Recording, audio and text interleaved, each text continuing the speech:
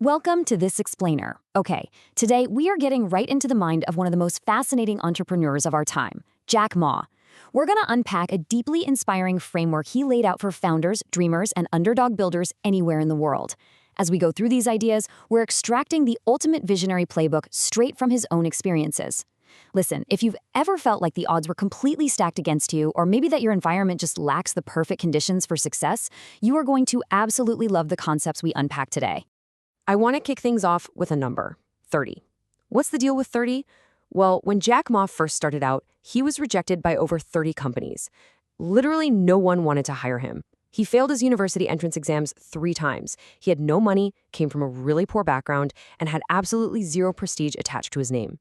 And yet, this is the exact same guy who went on to build Alibaba, an e-commerce empire with a market cap of $500 billion.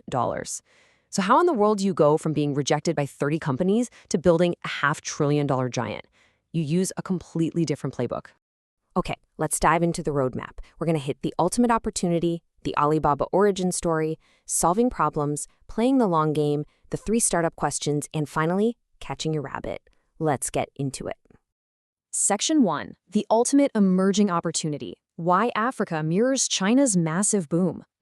To really grasp Ma's mindset, we have to look at how he views emerging markets. When he visited Africa, everyone was warning him about the dangers and the total lack of infrastructure. But when he actually stepped foot there, he didn't see a wasteland of problems, not at all. He looked at 1.2 billion people, mostly young folks, and 13 million university grads desperate for jobs, and he saw an absolute goldmine. It perfectly mirrored China 19 years prior. He realized that a massive, hungry, and young talent pool is the absolute best resource you could ever ask for to build unlimited business ideas. Where everyone else saw a lack of wealth, he saw an abundance of dreams, passion, and raw human energy just waiting to be organized. Section 2. The Alibaba Origin Story, starting with absolutely nothing. So how do you actually harness that kind of raw energy? Well, you start way before you're ready. If you wait for the perfect conditions, honestly, it's too late. The market's going to be way too crowded. Take this wild story from 1994. When Ma started his internet consulting business, the internet wasn't even connected in China yet. People literally called him a liar. There wasn't even a word for internet in the dictionary for him to register his company properly. To prove he wasn't making the whole thing up, he had to invite a TV crew to his room, and they literally sat there for 3.5 hours just to download a single web page. That is what it truly means to start before the world is ready. And that level of grit, it breeds a fierce underdog mentality. Back in 1999, 18 people started Alibaba in a tiny apartment. They weren't exactly elite scholars. In fact, their biggest competitor at the time was eBay, whose ranks were packed with Harvard grads. But Jack Ma and his team, they didn't care. They believed that if ordinary, rejected people could succeed, 80% of the world's young people could too. They didn't cry about their disadvantages. As Ma boldly said, "We make our competitors cry. We make those people who do not believe our dreams cry." They simply outdreamed and outworked the elite. Section 3. Solve problems, ignore complaints. How to build real, lasting value. Now, dreaming and hustling, that's great, but it's not enough on its own. You've got to point that energy in the right direction. When the average person looks at a lack of logistics or credit cards or government support, they complain. But a true entrepreneur, they prioritize solving those exact societal problems to build lasting value. When Jack Ma started Alibaba, people were constantly pointing out the barriers. But he insists that an entrepreneur's job is not to cry about problems, it's to fix them. If you want to build a truly massive, impactful business, you have to look closely at what society is complaining about. Because where there are immense problems, there are immense opportunities to build real solutions. Section 4. Play the long game. Why you must reject the illusion of quick wins. Once you've identified a massive societal problem to tackle, you've got to totally reset your timeline. You absolutely must focus on long-term goals over quick wins. Immediate gratification is literally the enemy of the startup. Just look at this timeline. He was out there trying to prove the internet even existed in 1994. By 1999, sitting in that tiny apartment, they set an audacious goal to be a top 10 internet company globally. But they never, ever expected to win tomorrow or even next year. They planned 10 or 20 years into the future. It took all the way until 2007 for their IPO to create 300 millionaires, people who stuck around simply because they believed in the dream, even when headhunters from Microsoft and IBM ignored them. And the ultimate goal? Jack Ma built Alibaba to last 102 years.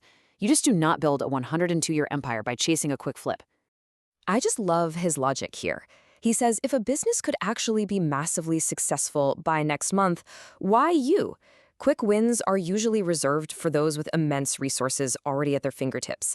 If you're a true startup coming from nothing, you have to accept that your primary strategy is time.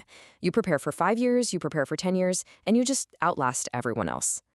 Section 5, the 3 startup questions, your existential roadmap to success. So how do you actually keep yourself anchored to these long-term problem-solving goals? You do it by constantly asking yourself Mo's 3 startup questions. Step 1, what do you have? When you're starting out, the answer is usually nothing. But actually, you've got a dream, you have belief, you have a team, and you have the capacity to work incredibly hard. Step 2, what do you want? This ties right back to what the customer wants and what massive societal problems you're trying to solve. But it's the final question that's the absolute hardest to face. What will you give up? Listen, pay close attention to this definition. Giving up does not mean quitting. In Jack Ma's playbook, giving up is the necessary act of sacrificing immediate gratification, comfort, and all those alternative opportunities. As he bluntly puts it, if you don't want to give up everything, you will get nothing. To achieve a long-term goal that takes 20 years, you have to give up the luxury of short-term rewards. You have to endure the tough, brutal days when you can't find customers, engineers, or bank loans. Section 6, catching your one rabbit, the absolute necessity of focus. To actually survive that level of sacrifice, to endure those difficult days where everyone tells you no, you need unshakable focus. Imagine there are 9 rabbits on the ground in front of you. They represent all your different startup ideas, your opportunities, and those tempting quick wins you could chase. Most entrepreneurs fail because they try to catch one rabbit, miss, and immediately pivot to chasing a totally different rabbit.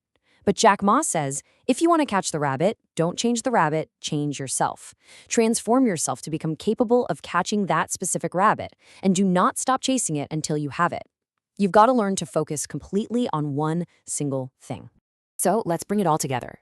The crucial point here is that building an empire from nothing isn't about having a fancy degree or the perfect infrastructure. It's a mindset. You have to get used to being rejected. You must prioritize solving what society complains about, building real value through solutions. You have to reject those quick wins and focus on long-term goals for a 10 to 20-year horizon.